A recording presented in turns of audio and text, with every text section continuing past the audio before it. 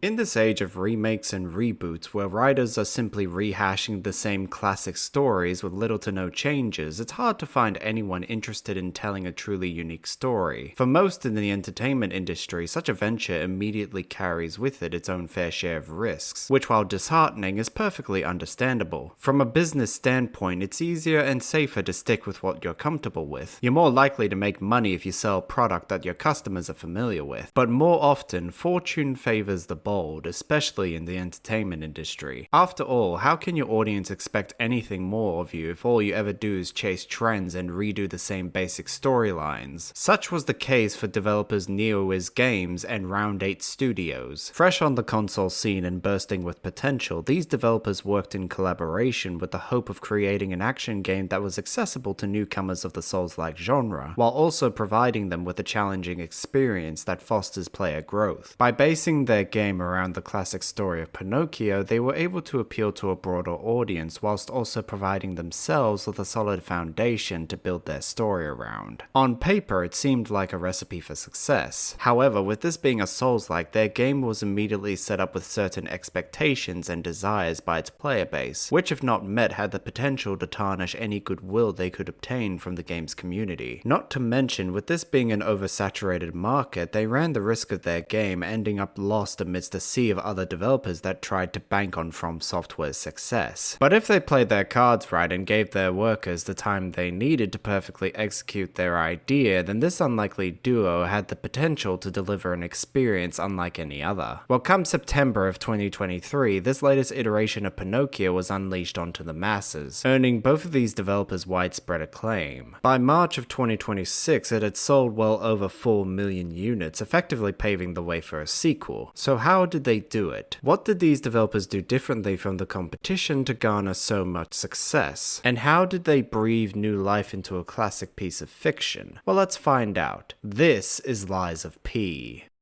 Inspired by Carlo Collodi's novel The Adventures of Pinocchio, Lies of P tells the story of Pinocchio, a puppet who is notably more human in appearance than his peers and somehow possesses the unique ability to lie. Upon awakening on a train, Pinocchio discovers that he is in the city of Krat, an intricate steampunk society where humans live in luxury thanks to their robotic servants, the puppets. However, recently the puppets of Krat have been overcome by mad frenzy, causing them to rebel against their human masters and the Grand Covenant, a set of rules which dictate how puppets are supposed to act. This defiance has resulted in the vast majority of the humans in Krat being wiped out. Lost and confused, Pinocchio slowly makes his way to the Hotel of Krat, where many of the city's survivors have taken shelter. Among them is a mysterious woman named Sophia, who tasks Pinocchio with finding his creator, Geppetto. As the architect behind the puppets, he is the only one who knows how to stop their revolt and bring peace back to Krat. So guided by a lantern containing a cricket named Gemini, Pinocchio sets off on his quest to find his father. However, as he delves deeper into the depths of this vast city, Pinocchio slowly begins to unravel a conspiracy that not only threatens to destroy all of Krat, but also has him questioning the circumstances that led to his own creation. Riddle me this.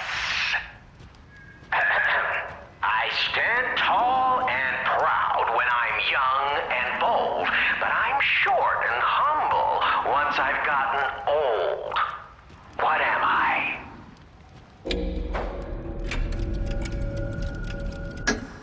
That's right. Did you cheat? Are you cheating? Unlike the games that inspired it, Lies of P's story is pretty easy to follow. Thanks in part to it being based on an already established narrative, you can more easily discern many of the major twists and turns this story undertakes. Furthermore, while much of the story is told through cryptic dialogue, item descriptions, and the environment, there is a natural flow to events that ensures nobody loses track of where the narrative is taking them. So gradually, you will start to form a clear picture of how the puppet frenzy unfolds unfolded and who the true mastermind behind this whole calamity is. Of course, that's not to say this game can't surprise its players. In fact, if you're an avid fan of the source material, then you'll no doubt be surprised by how the game twists the story to fit this genre. NeoWiz and Round 8 chose to base their game around the story of Pinocchio in order to appeal to a wider demographic. However, with all the alterations they've made to the original narrative, they've effectively created an antithesis to Carlo Collodi's novel. While the original Pinocchio was a period piece set during a time in which children were encouraged to not question adults and to always speak the truth, Lies of P was centered around the innate horror of scientific progress, the loss of individuality, and the value of lies in a world where honesty is law. Do we blindly follow every fool who claims to know better than us, or can we find the courage to walk forward and define our own destiny? These questions are at the core of this story, and depending on what path you choose, Pinocchio's journey can have many different outcomes.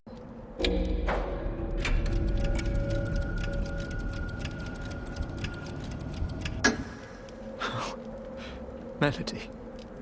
My melody. Your words were everything to me.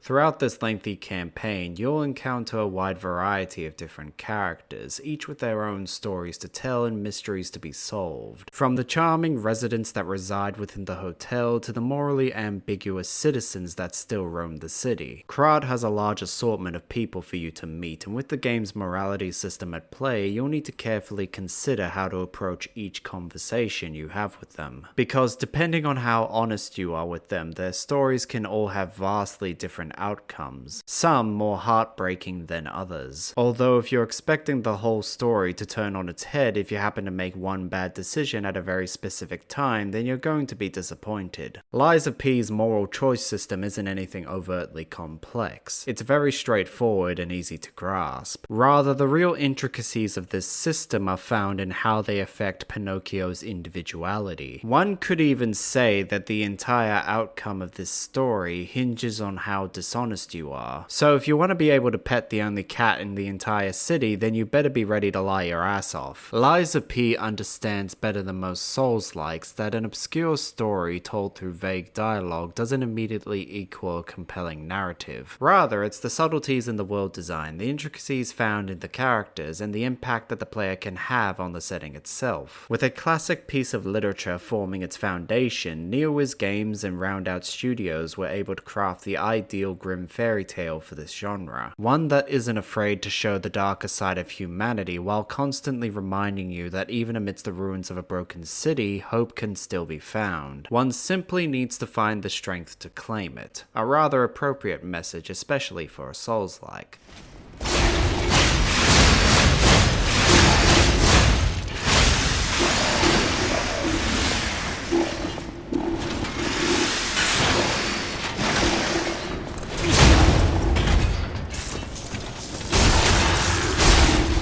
This genre is ultimately centered around one key idea, that with enough time and effort you can conquer any obstacle that stands in your way. Lies of P is no different. It's a third-person action game where the player fights using a wide multitude of weapons to deliver a series of light and heavy attacks. But while other Souls-likes tend to embrace the Dark Souls template, favoring a slower and more methodical style of combat, Lies of P broke from the norm by choosing a faster and more aggressive style, similar to that of Bloodborne, whose combat was more focused on dodging, parrying, and striking fast against a cast of enemies that could react just as quickly as the player. Naturally, this shift in the game's design forces the player to be a lot more assertive and to tackle every combat encounter head-on. So to reinforce this notion, the developers took it a step further and worked to not only mimic many of the ideas that Bloodborne had introduced, but also expand upon them. For example, should you ever take damage in combat, then you can reclaim any lost health by quickly striking your enemy. However, unlike Bloodborne, the health you can recover is the same that you'll lose while blocking. Moreover, if you get hit while you have recoverable health, then you'll lose it all. So naturally, you'll risk losing more if you simply play this game defensively. Of course, if you're ever low on health, you can always regain it by utilizing a pulse cell. These are the game's primary source of regaining HP, and you can naturally increase the number of pulse cells you carry as you play. But rather notably, if you end up using all of your pulse cells and don't have time to replenish them at a safe zone, then if you simply keep fighting, you'll naturally regain a pulse cell for you to use. So more so than Bloodborne, the developers are actively encouraging you to dive headfirst into combat rather than simply running away when things get tough. Helped along is the fact that if you successfully parry an enemy enough, then their weapons will actually break, robbing them of many of their attacks and special abilities. Not only that, but you can actually mend your own weapon's durability at any given time with a grindstone built into P's arm. Of course, the trade-off for this is that your weapons will degrade rather quickly, so you'll need to be constantly maintaining them while you fight. While parry timing can be rather precise, especially when it comes to the bosses, who will often attack with large combos, leaving you with little room to breathe. But that's just part and parcel with this genre. For every advantage you're given, there's always a catch to it, even if at first you don't realize it.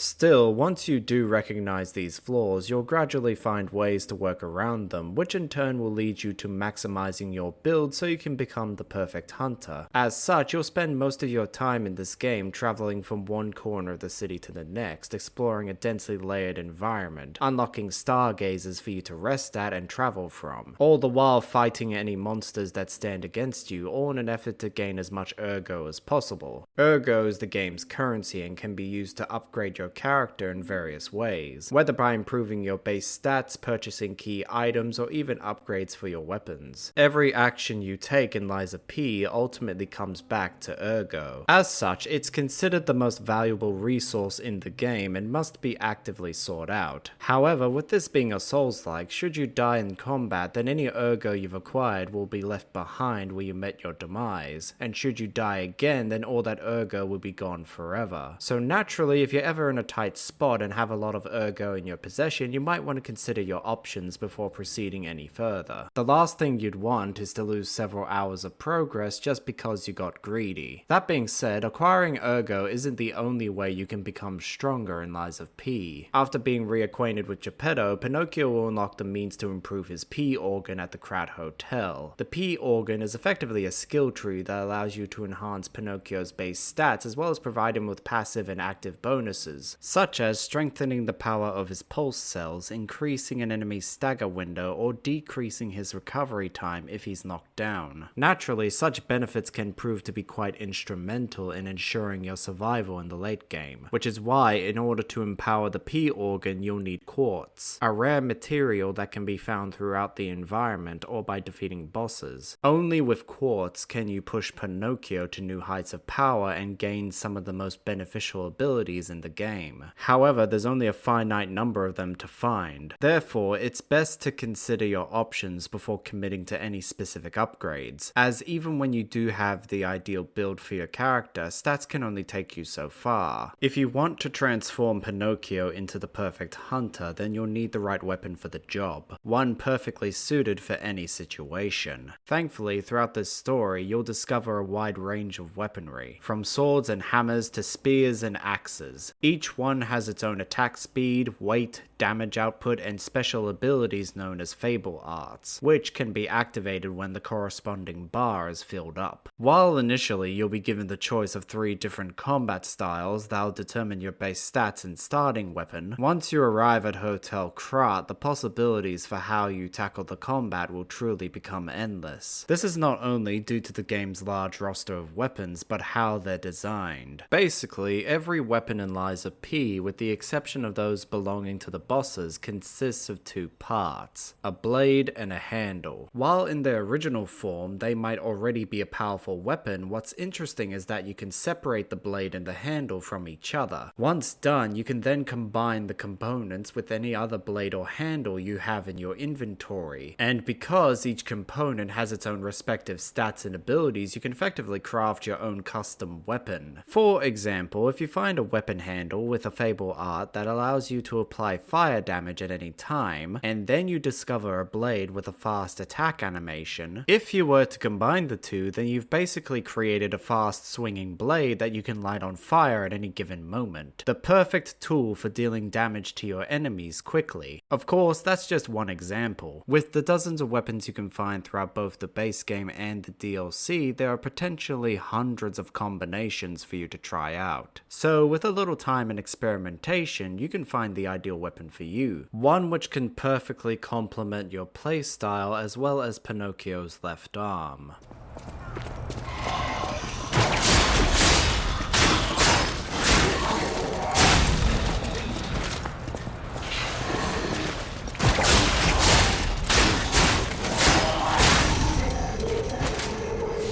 As you might have noticed, Pinocchio's left arm is noticeably different compared to the rest of his limbs. This is his Legion arm, a unique prosthetic that provides him with special moves in combat. As such, not only does it have its own energy meter that needs to be replenished whenever it's used, but throughout the game you'll also acquire a number of different Legion arms, each of which can be applied in combat in various different ways, like a grappling hook that can help you close the gap between you and your enemies, a shield that can block oncoming attacks but will also explode upon receiving enough damage, or even a full-blown cannon ideal for striking from a distance. With the right Legion arm, you can effectively disrupt the flow of combat, but when combined with the right weapon, you'll have the perfect tool set to tear apart any foe that stands in your way. Just be aware that each arm has its own activation speed and weight to it, so depending on your character's build, any of these arms can potentially be more of a hindrance to you than an advantage. Still, with the right stats and upgrades, you can make any of these the perfect addition to your arsenal. In time, you'll transform this fragile meat puppet into a skilled hunter capable of cutting down even the mightiest of beasts.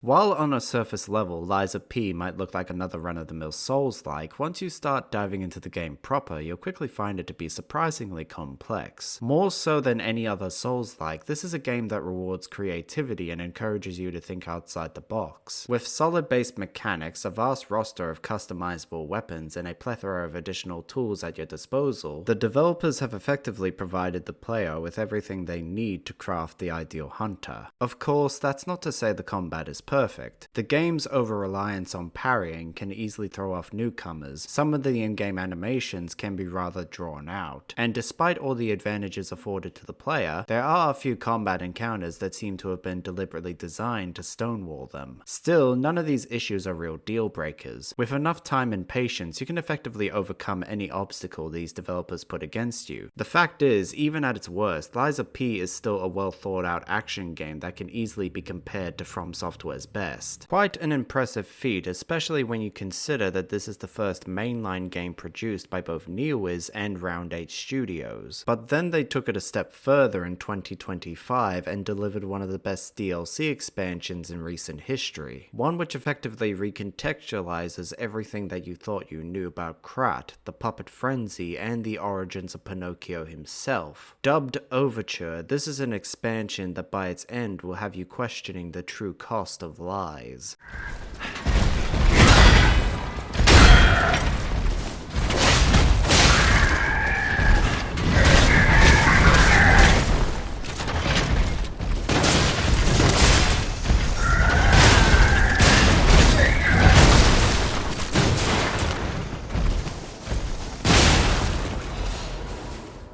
By following the white butterfly to a broken stargazer, Pinocchio and Gemini are sent hurtling back in time to a point before the puppet frenzy, before the city lost itself to disease and madness. Awakening on the city's outskirts, they carefully make their way back to Krat only to find a horror scene waiting for them. A zoo ravaged by mutated animals and puppets, a large wax sculpture molded over the bodies of the dead, and at the heart of it all, a trail of rose petals beckoning him forward. Amidst the blood and carnage, Pinocchio had somehow stumbled onto a path left behind by the legendary stalker, Leia. A woman of incredible skill and valor, she was revered by many throughout Krat. However, prior to the city's downfall, she reportedly went missing with no official records as to what happened to her. So, presented with the opportunity to uncover one of the city's lingering mysteries, as well as reconnect with someone from Pinocchio's past, we set off into the snow, determined to find answers. What follows is a deeply emotional story that plays around with many popular time travel tropes, leading you to discover many truths that have long been buried in the city, as well as achieve a greater understanding as to why the puppet frenzy played out the way it did. Along the way, you'll encounter a wide assortment of new and familiar characters, from the depraved to the humble to the downright adorable. Each of them has a story to tell, collectibles to find, and revelations that can be downright earth-shattering. Even the smallest of tales will find its way to leave a mark on you. Yet by the time it was all over, what ended up surprising me the most about Overture's story was how personal it was. More so than the base game, the expansion's narrative is one that delves deep into the heart of these characters, effectively showcasing the truth behind these legends of Krat and allowing one to see firsthand just how human they truly are, all without undermining the core mystery at the heart of the story. Needless to say, Overture is not for the faint of heart, but for those brave enough to tackle its perils, they'll find themselves face to face with one of the best written time travel narratives in recent history.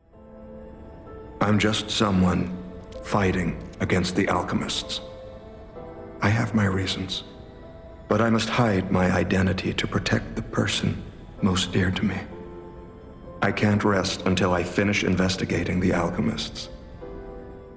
Of course, the only way you'll be able to uncover the truth behind this story is by fighting tooth and nail against some of the most dangerous enemies in the entire game. From mutated animals to monstrous experiments to robotic circus performers to even uncanny abominations that defy comprehension. There's a wide range of new horrors for you to contend with, and like any good expansion, Overture knows exactly how to dial up the combat's difficulty while keeping it balanced. Whether through careful design of the enemy's attack patterns, new status effects, or simply due to the speed in which the enemies move. These developers have provided players with a wide assortment of new ways to test their skills. Not only that, but they've also taken the liberty to include several new weapons for you to experiment with, like a longbow that fires infinite arrows, a gunblade that seems to have been ripped straight out of Final Fantasy, to even a set of Wolverine claws, perfect for ripping and tearing into unsuspecting prey. Aside from the weapons, you also have 2 new Legion arms to play around with, as well as numerous upgrades for your P organ, any of which are capable of drastically altering the combat in various different ways. Whereas other DLC expansions would look to simply rehash what already exists in the base game, Overture's additions are big enough to shake up the traditional combat loop without breaking a well-established formula, providing players with a whole suite of new ways to craft the ideal hunter.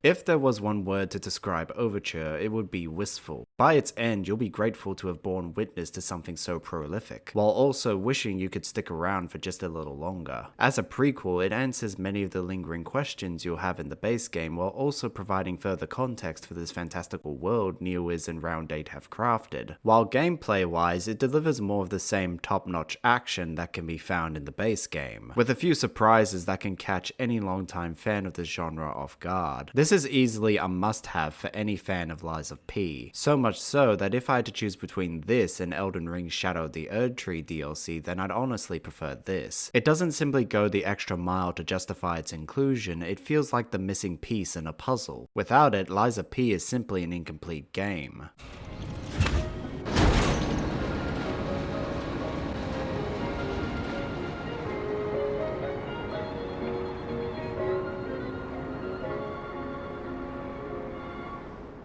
Still, solid gameplay and a masterful story are only half the battle. If you truly want to immerse your audience in a fictional world, you have to ensure that every aspect of its aesthetic aligns with the narrative you've created. So naturally, for a story deeply entrenched in the Belle Epoque period of France, one needs to make sure the music fits the theme. Although I won't lie, I wasn't expecting anything like what Salun Yi had composed for Lies of P. This game doesn't simply feature orchestral arrangements consisting of era-appropriate instruments, it also made use of rare and defunct instruments like the bandoneon, allowing them to craft the perfect soundtrack for a game deeply rooted in French history. One that can leave you in awe at this futuristic society, horrified by the monsters that have taken hold of the city streets, and downright heartbroken by the many tragedies that have befallen Krat. Needless to say, this is a soundtrack that'll leave a firm impression on you, especially in the DLC where the game is at its most harrowing, scoring, and if the ever-changing orchestra doesn't achieve this, then the many collectible records one can find throughout the game most definitely will. Although, interestingly enough, many of these songs are actually remixes of already existing music from the game DJ Max, a popular rhythm game series that Neowiz developed around 2004. Despite the change in genre, the composers found a way for each of these pieces to fit nicely within their game's world, allowing them to virtually pay respect to their history by showcasing it on a large stage. Furthermore, with the music firmly entrenched in the era that inspired it, it allowed Neowiz in Round 8 to set up a nice dichotomy between it and the rest of the game's sound design, which is its own symphony of metal and artificial sound pieces. While at first, the sound design starts off relatively tame with an orchestra of metal-on-metal action, often accompanied by a number of familiar and more natural sound pieces, like the loud groaning of giant puppets treading through bodies of water or the sharp clangs your blade emits whenever you parry your opponent. As the story progresses, the sound design will gradually shift, becoming more unnatural and incomprehensible, leading to a twisted melding of familiar and otherworldly compositions. You'll hear bones twist and break as living beings lose their original identities, while mechanized screams will become more guttural as the once peaceful puppets succumb to their rage. By the end of the game, you'll truly feel as though you've stepped into another reality, one defined by the unrestrained ambitions of men and those foolish enough to dream of godhood.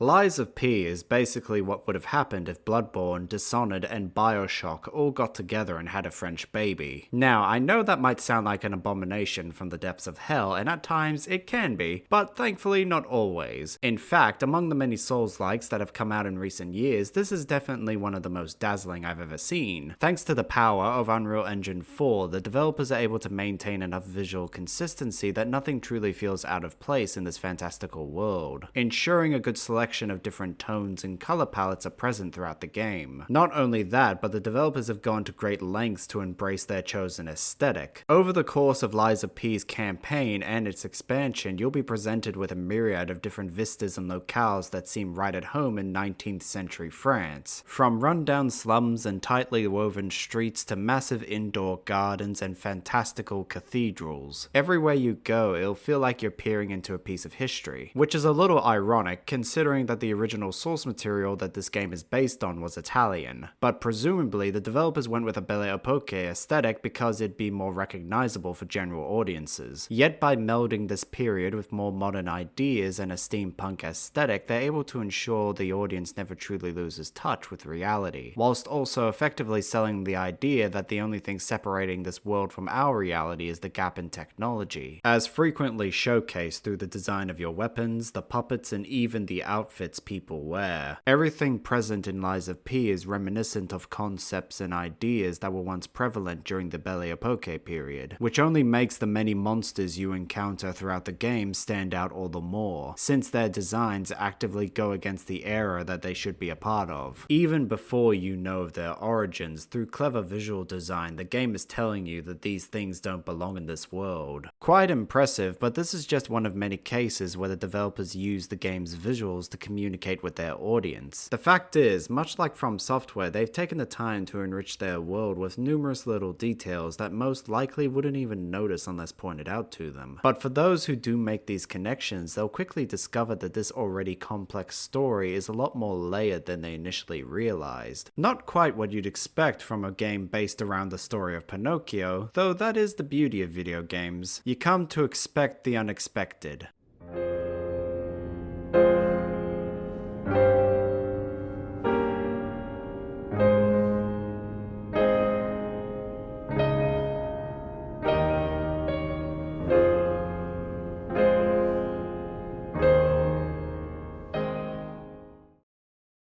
Not every Souls-like is perfect. As a subgenre dedicated to providing players with challenging gameplay, it's hard to find the right balance in difficulty that rewards skill whilst constantly encouraging improvement. However, Lies of P is definitely one of the few that manages to hit the mark, effectively embodying the best aspects of From Software's games without having to constantly resort to throwing random difficulty spikes at the player. Granted, they did have to copy a lot of their gameplay mechanics from Software in order to pull this off, but with such a unique setting, numerous quality of life improvements, and a rather macabre take on the story of Pinocchio, it's hard not to get sucked into this game's world, especially when it features one of the most thought-provoking expansions this genre has ever been graced with. So if you're like me and you're sick of all these poorly constructed rehashes of classic children's stories that have taken hold of the entertainment industry as of late, then why not give Lies of P a try? Despite how grotesque it might appear, you might be quite surprised how easily this game captures the spirit of Carlo Collodi's novel.